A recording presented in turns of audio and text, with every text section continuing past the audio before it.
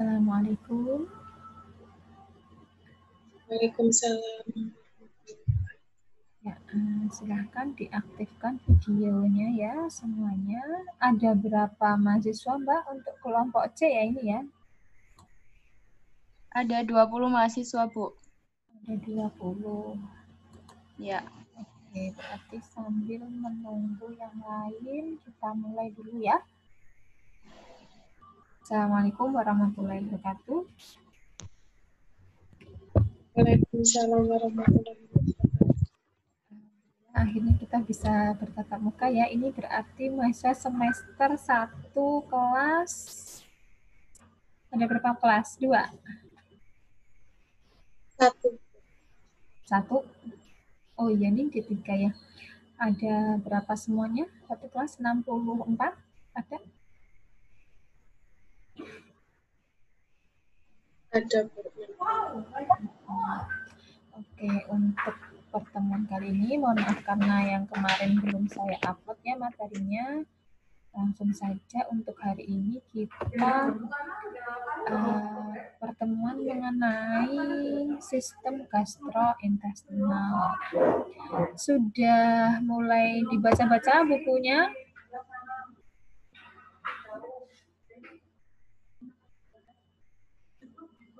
Mbak Nuri, ada nggak Mbak Nuri ini? Ada, Bu. Mbak Rifki, Tias, Putra, Ifai, Yeni. Oke, Mbak Nuri, apa yang Anda ketahui tentang sistem gastrointestinal?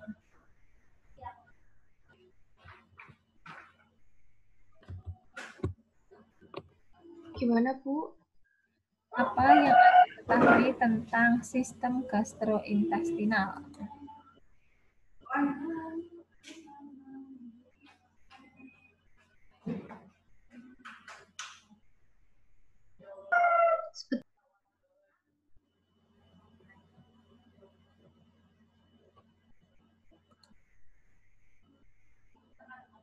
Sudah dibaca belum bukunya?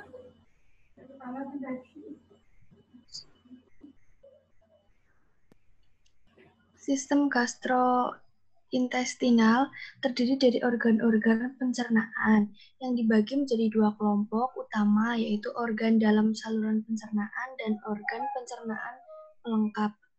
Saluran pencernaan atau disebut juga dengan saluran gastrointestinal adalah saluran yang memanjang dari mulut hingga ke anus.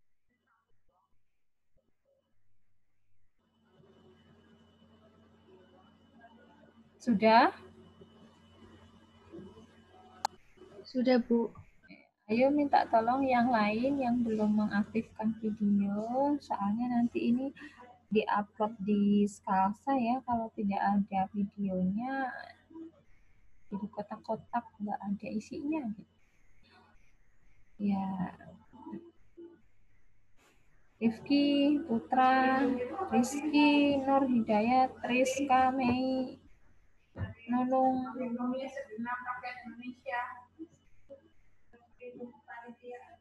Udah pada mandi kan ya? Udah siang? Sudah, Bu. Ya, Bu. Oke, jadi sistem pencernaan itu sudah tidak asing lagi untuk kita ya, karena setiap hari kita makan ya. Sistem pencernaan kan hubungannya dengan makan, dengan perut ya. Nanti tugasnya diperhatikan ya. Silahkan menggambar anatomi fisiologi sistem pencernaan.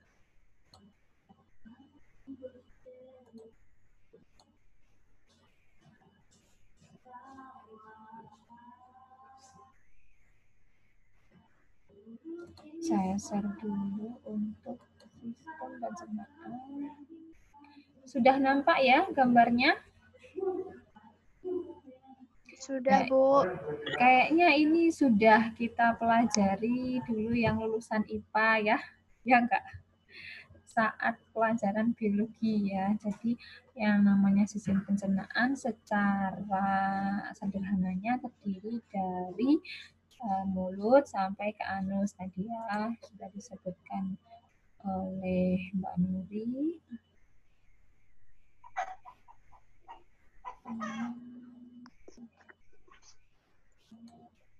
Nah, yang pertama nah ini nanti ada gambar seperti ini ya. Yang pertama dari mulut ya. Ada apa saja di mulut? Di sini ada kelenjar lidah, kemudian ada parotis, submandibularis atau biasa kita sebut rahang bawah, kemudian sublingualis itu di bawah lidah, makanya ada obat yang diisap di bawah lidah itu namanya obat sublingual ya. Kemudian rongga mulut itu sendiri, di mana di rongga mulut tentunya ada gigi ya untuk mengunyah. Kemudian turun ke bawah ini ada amandel ya, jadi sebenarnya amandel itu suatu nama bagian dari organ ya, cuman karena sakitnya di bagian amandel yang bengkak itu biasa disebut penyakitnya amandel. Kemudian ada lidah, lidah fungsinya untuk membolak-balik makanan ya agar bisa memperlembut teksturnya. Kemudian esofagus, nah di esofagus ini ada semacam jenjot-jenjot, dia fungsinya untuk menggerakkan makanan. Jadi makanan itu bisa turun setelah dikunyah lembut, dikasih enzim, dikasih air ludah di situ, kemudian menuju ke esofagus, ini dihantarkan ke lambung.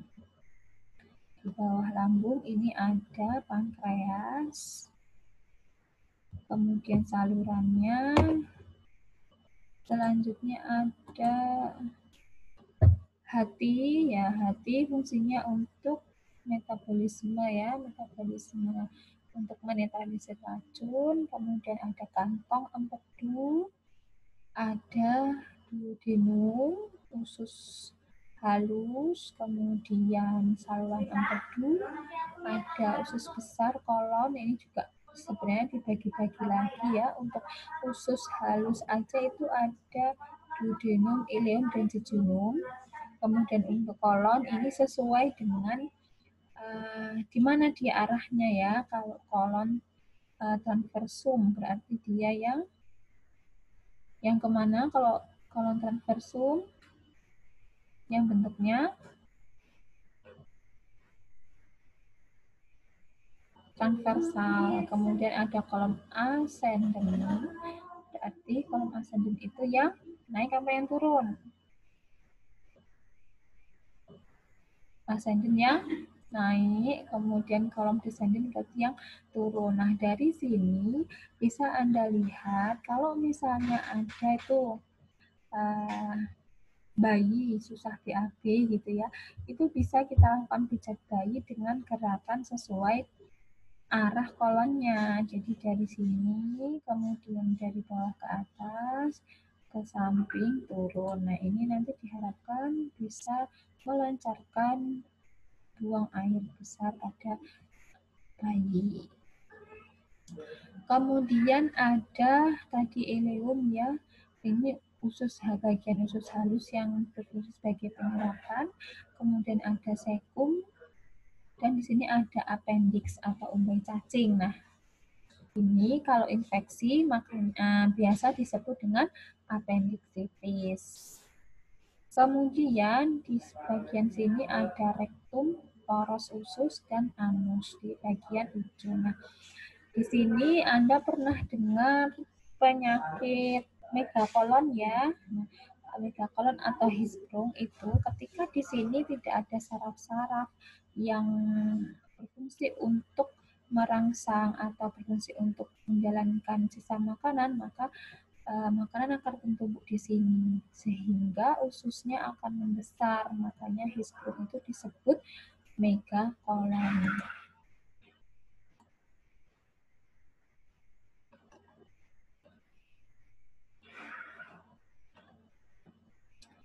Sudah dapat buku panduan IDK ya? IDK aja ya, IBD ya maksud saya. Sudah dapat. Buku skilabnya sudah dapat belum?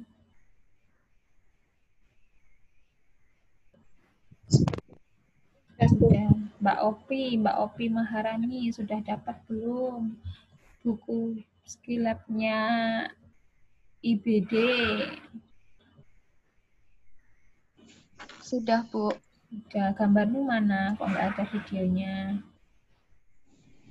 Bisa dihidupkan. Ya.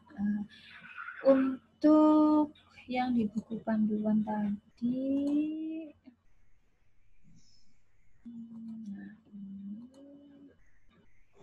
nah ini untuk fisiologinya. Tadi kita bahas tentang anatomi ya atau gambarnya. Secara sederhananya seperti itu. Untuk penjelasannya kita bisa lihat di sini.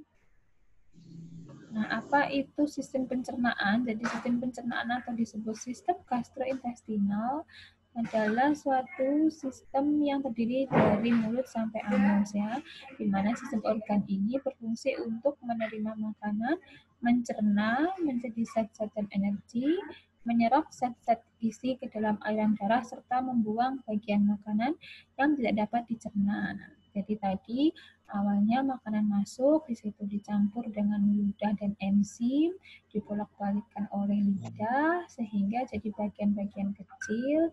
Setelah itu nanti akan masuk ke lambung melalui esofagus. Kemudian di situ dihancurkan lagi dengan bantuan HCl. Kemudian disalurkan ke usus halus untuk diserap. Jadi usus halus itu fungsinya untuk menyerap gizi dan nanti feses atau hasil akhir dari pembakaran tersebut itu dibuang melalui anus ya. Untuk makanan sendiri tentunya ini akan digunakan kita sebagai energi atau sebagai kekuatan ya, karena kalau tidak makan pasti manusia itu akan melemah ya, tidak sanggup untuk hidup. Saluran pencernaan terdiri dari mulut, tenggorokan, kerongkongan, lambung, usus halus, usus besar, rektum, dan anus. Ini sistem pencernaan juga meliputi organ yang terletak di luar, yaitu ada pankreas, hati, dan kandung empedu. Yang pertama mulut. Nah, di sini ada mulut adalah tempat masuknya makanan dan air. Di sini ada indera pengecap yang bisa merasakan makanan itu manis, asam, asin atau pahit. Nah, di sini di mulut makanan dipotong-potong oleh gigi depan, dikunyah oleh gigi geraham menjadi bagian kecil. Nah, ini dibantu oleh enzim. Enzim lisosim namanya ya, enzim lisosim ini dan enzim amilase Enzim amilase fungsinya untuk mencerna amilum menjadi disakarida. Pasti kemarin sudah diajarin mengenai enzim ya. Jadi enzim itu dinamakan sesuai dengan fungsi dan kandungannya. Misalkan dia mengandung untuk mencerna polisakarida, dia mengandung amilum, berarti namanya amilase. Enzim apa lagi misalnya?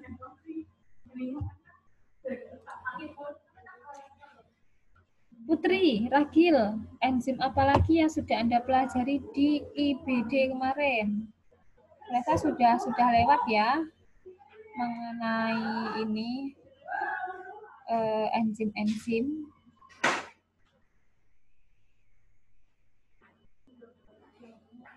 Apa aja Mbak Putri nama enzim? Enzim yang di mulut tadi misalnya ada enzim amilase, ada enzim apa lagi di bagian sistem pencernaan?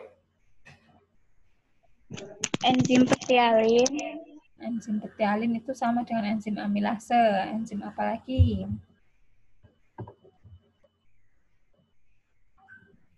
Lipase. Lipase, dia berada di mana?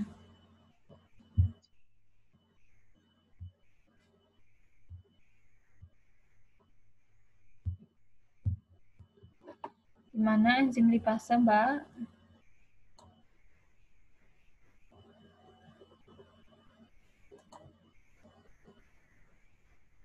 Di mana tadi Mbak Putri? Tadi Winda Bu yang jawab. Di pankreas, Bu. Pankreas dalam. Di pankreas. Fungsinya untuk apa enzim lipase? Untuk membantu bayi mencerna molekul lemak saat menyusui. Dinamakan lipase karena dia itu mengubah lipid ya, lemak. Makanya namanya lipase. Kayak tadi amilase karena mengubah amilum menjadi disakarida. Kemudian, nah ini bentuk dari anatomi mulut ya. Ada langit-langit, lengkung gigi, arteri, amandel, lidah, terus lengkung gigi bawah, gusi ya. Nah, lidah ini, apa sih lidah? Lidah itu adalah massa otot lurik yang diliputi membran mukosa. Nah, Anda pernah lihat lidah sendiri ya? Itu bentuknya gimana? Apakah halus atau ada papil lainnya?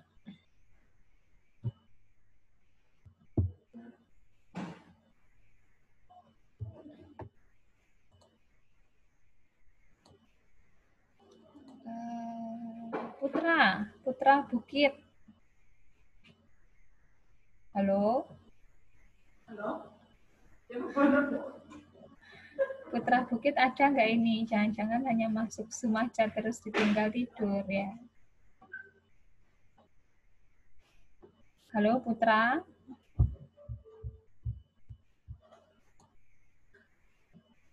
Ya, ternyata tidak ada. Cuman ada namanya aja di sini. Rifki?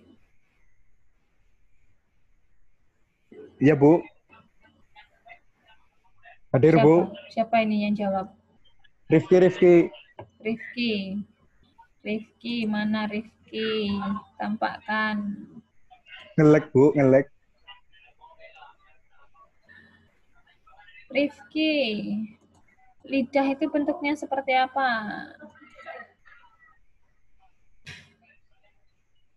Bentuknya oval. Wah, terus? Ada bintik-bintiknya, bayi pencap. Bintik-bintik apa? Bintik-bintik merah. Didengar ya, sebut. Apil ya namanya ya. Oh, apil ya, Bu. Lupa, Bu. Papil, untuk apil. Apil ya. Sudah dibaca belum itu bukunya? Belum, Bu. Jadi kalau kuliah online itu jangan malas-malas baca buku ya. Udah ada Ya. semuanya, udah ada buku panduan, udah ada ini, udah internet juga udah luar biasa. Jadi di searching. Jadi di lidah itu ada papillae ya, papil-papil, makanya bentuknya kasar seperti serabut. Nah ini ada papil apa aja, ada filiformis, ada fungiformis, ya, sesuai dengan bentuknya. Untuk papillae filiformis itu bentuknya langsing dan konis, sangat banyak dan terdapat di permukaan lidah. Di epitel ini tidak mengandung puting kecap atau reseptor. Untuk selanjutnya papillae fungiformis. Kenapa disebut fungiformis? Karena bentuknya seperti jamur. Papilla ini tersebar pada permukaan atas. Kemudian untuk papillae foliatae ini tonjolan-tonjolannya sangat padat dan papillae circumvallatae ya. Anda pernah merasakan makanan ya? Jadi kalau yang asin itu di mana ya?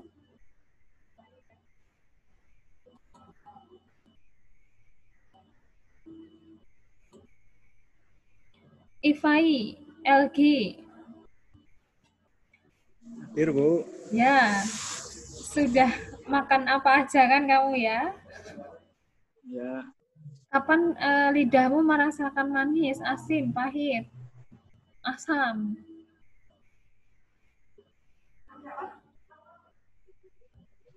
gimana, Bu? Bagian lidah mana yang merasakan asin, asam, manis, dan pahit?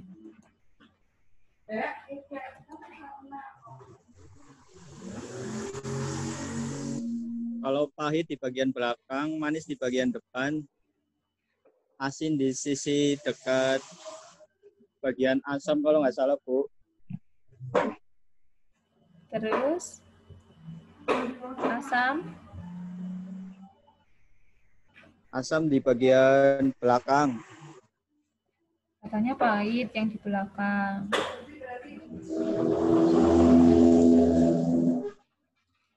Belakangnya asin ya. Ya, Terus kalau pedas gimana, Mas?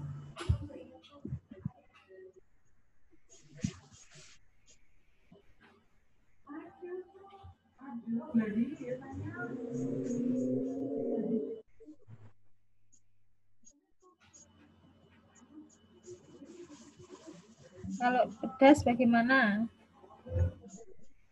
gimana, Bu? Kalau pedas. Kalau pedas itu Bagian gimana? tengah apa ya, Bu? Bagian tengah. Enggak yo. Jadi pedas itu sebenarnya sensasi dari papil yang terbakar ya. Jadi dia nggak ada di bagian kayak asin, manis. Tapi karena ada papil yang terbakar, sapi itu kan panas ya. Nah, kalau ada yang bagian papil yang terbakar itu yang menyebabkan sensasi pedas. Tapi ya enggak. Pikirannya terbakar kayak apa gitu enggak ya. Sampai terbakar api apa itu enggak. Cuma istilah kayak terbakar kecil gitu di papilnya sehingga rasanya pedas. Oke, selanjutnya tenggorokan atau faring. Nah, ini faring atau biasa disebut tekak ada 3 bagian, superior, medial, dan inferior. Kemudian esofagus. Esofagus ini tabung berotot pada vertebra yang dilalui sewaktu makanan mengalir. Nah, jadi di sini tuh ada klep ya, ada klepnya untuk jalan makanan atau untuk bernafas ya. Jadi nanti kalau pas ada makanan ya dia menutup ya agar makanan itu tidak salah masuk ke trachea. Kemudian, nah ini bentuknya esofagus ya. Nah, ini juga kalau ada kelainan bisa sampai kanker juga di sini. Terus lambung. Nah, berapa lama makanan itu dicerna di lambung? Mbak Yeni. makanan tadi yang sudah dipecah, kan dia masuk ke lambung ya. Berapa lama itu makanan bertahan di lambung untuk dicerna?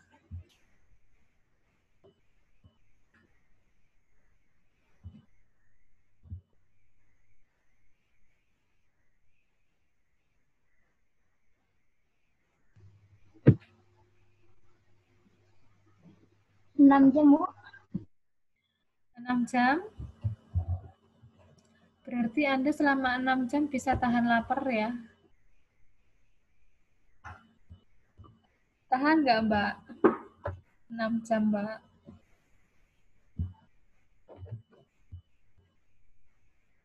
Tergantung kegiatan sih, Bu. Tergantung kegiatan ya.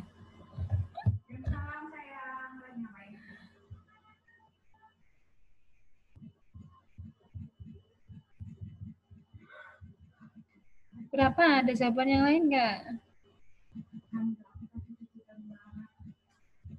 3. 3. Pasti Wiro.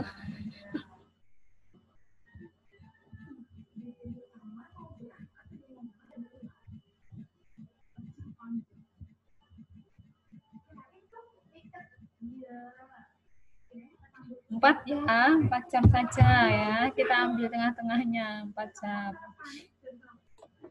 Ya, jadi lambung, nah di situ ada yang namanya apa? Untuk bisa mencerna makanan itu ada yang namanya asam lambung atau HCl ya. Nah, asam lambung itu gambarannya panas sekali di situ ya, sehingga makanan itu bisa hancur. Pernah ada yang sakit mah enggak? Pasti kalau emahnya lagi kambuh kan rasanya luar biasa sakit ya, karena itu asam lambungnya naik. Nah, untuk lambung ini terdiri dari 3 daerah, ada kardiak, lambung yang paling pertama untuk tempat masuknya makanan dari esofagus, fundus, lambung tengah untuk menampung makanan, pilorus, bagian lambung terakhir yang berfungsi sebagai jalan keluar makanan menuju usus halus. Nah, seperti ini bentuknya lambung. Nah, kenapa lambung itu bisa sakit? Karena mungkin telat makan atau karena makannya nggak benar. Di sini ada luka, makanya begitu kena asam lambung sakit sekali rasanya. Misalnya telat makan, kemudian asam lambungnya naik, di sini kosong, padahal dia harus mencerna, nah itu juga yang menyebabkan sakit mah atau gastritis ya. Nah, sel-sel yang melapisi lambung menghasilkan 3 zat penting ya. Ada lendir, asam klorida. Nah, ini enzimnya ya. Ada enzim pepsin. Kenapa disebut pepsin? Karena dia mengubah protein. Terus usus halus atau biasa disebut usus kecil. Ini ada ileum, duodenum atau usus 12 jari, dan jejunum, yaitu usus kosong. Ya, habis. Nanti masuk lagi, kalau sudah habis masuk lagi ke link yang sama ya. Kemudian usus besar. Nah, usus besar ini atau biasa disebut kolon, tadi sudah saya jelaskan, ada 3 bagian usus besar.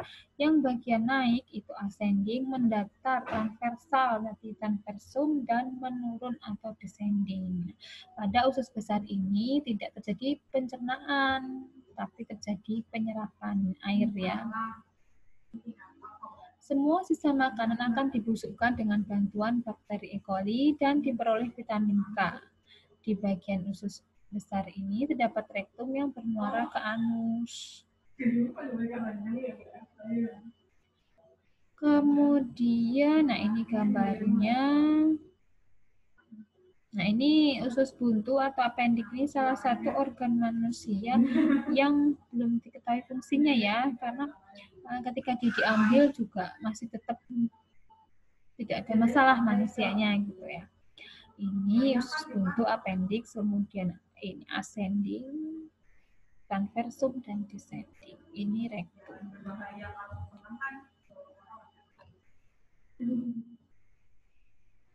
Selanjutnya rektum dan anus. Nah, rektum adalah sebuah ruangan yang berawal dari ujung besar dan berakhir di anus. Nah, fungsinya untuk apa? Menyimpan sementara feses sebelum dikeluarkan. Bagian rektum ini kosong karena tinja disimpan di tempat yang lebih tinggi, yaitu kolon descendant. Jika kolon descendant penuh dan tinja masuk ke rektum, nah disinilah muncul panggilan alam ya. Jadi pengen sekali untuk buang air besar. Mengembangnya dinding rektum karena penumpukan material di dalam rektum memicu sistem saraf yang menimbulkan keinginan untuk defekasi. Nah, tadi diulang kembali, jika ada kesalahan, misalnya tidak ada saraf-saraf di bagian kolon, makanya itu nanti akan ada yang namanya hisprung atau megakolon karena rektumnya fesesnya tersimpan terus di situ, tidak bisa keluar sehingga ususnya jadi besar. Kemudian masalah juga jika kurang makanan-makanan yang mengandung air dan serat ya, misalnya kurang minum kemudian seratnya sedikit, itu juga bisa menimbulkan konstipasi ya, jadi fesesnya mengeras. Nah, orang dewasa dan anak yang lebih tua bisa menahan keinginan ini, tapi bayi dan anak lebih mudah mengalami kekurangan dalam pengendalian otot untuk menunda BAB. Makanya ada istilah buat anak kecil itu toilet training ya, untuk mengajari mereka mengendalikan untuk pengeluaran BAB-nya. Selanjutnya anus. Anus merupakan lubang di saluran pencernaan di mana limbah keluar dari tubuh. Anda pernah dengar bayi tidak punya anus? Pernah. Iya, apa istilahnya?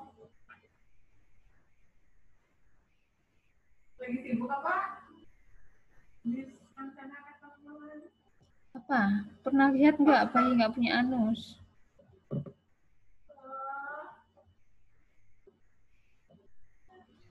Nggak pernah, Bu. Belum pernah ya. Jadi ada istilah imperforata ya. Jadi dia nggak punya anus biasanya karena proses pembentukan pada saat di janin kurang sempurna sehingga bayi keluar tidak punya anus, sehingga harus dibikin kolostomi ya. Jadi di bagian perut itu dibedah, usus halusnya itu dikeluarkan sehingga nanti feses itu bisa langsung keluar di situ, ada kantongnya. Jadi biasanya akan dibuat itu dulu sampai anak atau bayi tersebut siap untuk dilakukan pembentukan anus. Selanjutnya tadi ada sistem pencernaan yang di luar saluran pencernaan sendiri, yaitu pankreas, hati, dan kandung empedu.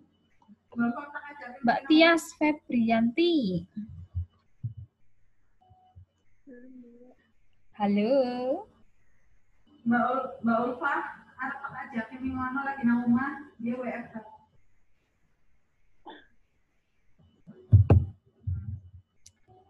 Mbak Tias, ada nggak ya?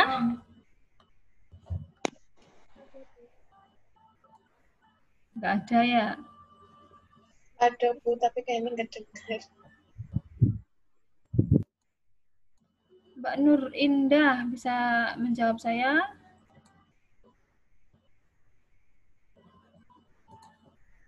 Mbak Nur Indah. Halo?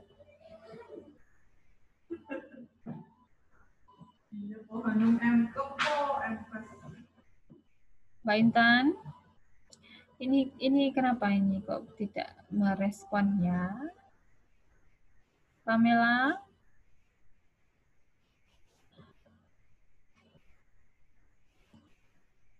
Pamela Amanda? Mbak Nunung?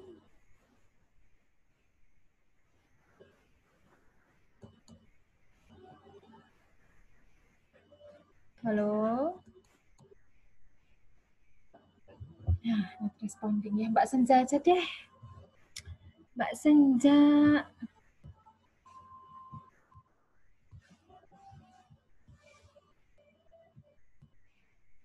Halo, Mbak Senja. Apa habis dipanggil malah hilang ya?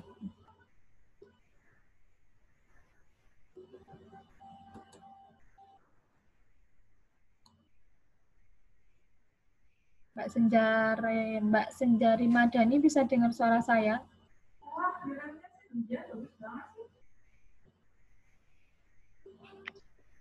Halo? Iya Bu, dengar, cuma sinyalnya agak susah jadi tadi keluar sedikit ada masuk itu. Sinyalnya susah ya. Iya Bu. Sekarang gampang nggak Iya. sinyalnya? Ya ini lagi gampang. Oke, pankreas. Pankreas gunanya untuk apa, Mbak? Kenapa dia masuk ke sistem pencernaan, Mbak?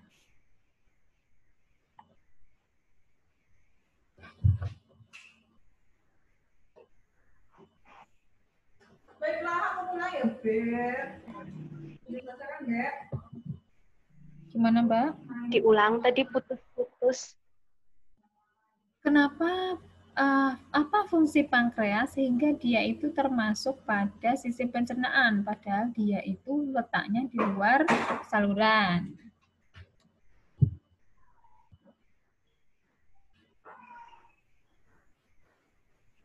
Fungsinya apa? Karena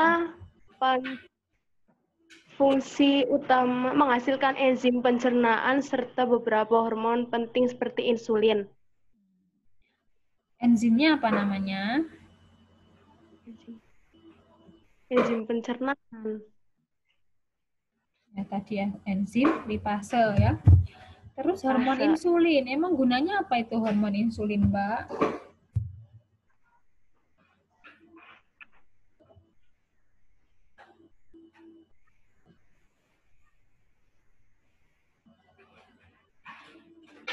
Hormon insulin ya Bu.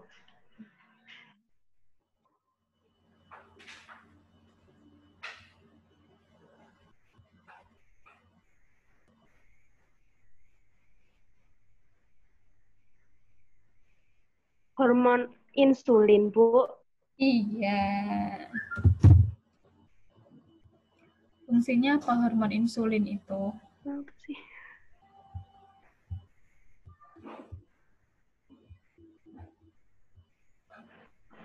Untuk mengubah glukosa menjadi glikogen ya. Jadi hasil dari glukosa yang dihasilkan tadi dari pencernaan, dari makanan yang dicerna masuk ke peredaran darah itu kan namanya glukosa. Untuk bisa masuk ke sel dia harus diubah menjadi glikogen oleh insulin. Kalau insulinnya kurang seperti pada pasien DM kurang ataupun bahkan tidak bisa lagi menghasilkan insulin, maka glukosa akan banyak beredar di darah sehingga disebutlah sakit gula ya, gula darahnya tinggi. Oke, lanjut. Kurang 1 menit lagi, nanti masuk lagi untuk menonton video. Hati organ terbesar yang memiliki